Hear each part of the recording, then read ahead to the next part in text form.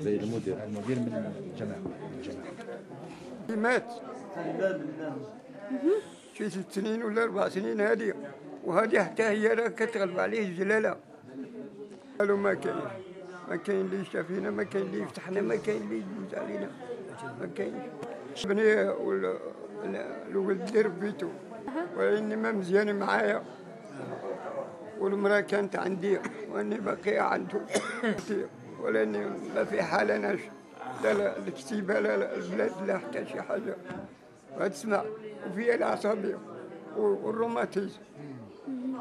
شوف الكلام ديالي اش تيدير، كتخليني دابا البكا ندوي، والعصبي دابا والجلاله كانت بغات تقفل عليا هنا ويتقفل عليا هاد اليسرى هاد اليمنى ونقعد لا كلينا شربنا لبسنا خصنا خير، ولاني ما جيت الصحه ديالنا والعينين ما كاين والو، لا طب لا حتى شي حاجه.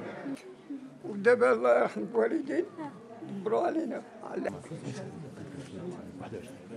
يمكن في العمر 86.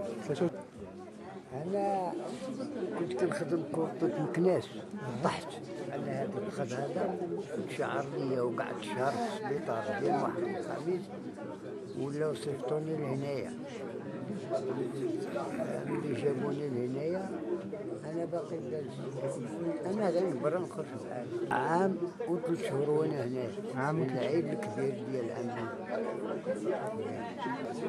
ما قال لي والو، ما قال لي شي حاجة.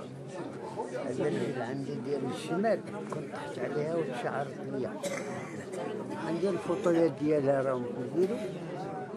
لا ما كاينش، ما سايقينش الخبار كاع. دابا هذا عام و3 شهور أنا كاع ما سايقينش الخبار أنا هنايا. اللي جابوني من مكناس لهنا لهاد العجزة أنا باقي جالس. أنا ما صيفطت هما ما ساقوا خبار. السنة كنقول هذا العام هذا إن شاء الله غيوصل مليون وخرج بحالاتي. إنه ما جابني حتى شي واحد، أو لقاني في لاراف أو لقاني نمشي. أنا دابا غير نبرا شوية نخرج بحالاتي. جا المدير أنا بس عادة المدير اللي رحم الوالدين أنا نبرا شوية نخرج بحالي. المدير واخا تخرج تسني ونخرج يعطيونا دواء والو. وباش غتصبر؟ باش غتصبر؟ القدرة الإلهية. القدرة الإلهية.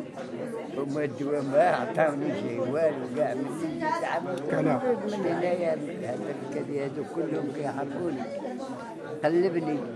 قلب لي من هنا قال لي عندك جلالة. أيوا ما عندي جلالة داويوني. قلت له خصكم تداويوني. سكت عليا وشاف حالته. هو البارح كان هنا الطبيب. هو البارح قسم الله كان ياكل. الله يجعل البركة في سيدنا، الله يجعل البركة في الحكومة. واكلين شاربين مكسيين مصبطين، داكشي اللي قسم الله وجابوه المحسنين كان ناكل. هذا ولا الإنسان إلا لقى الماكلة والشراب ونعاش شوية مزيان يحمد الله.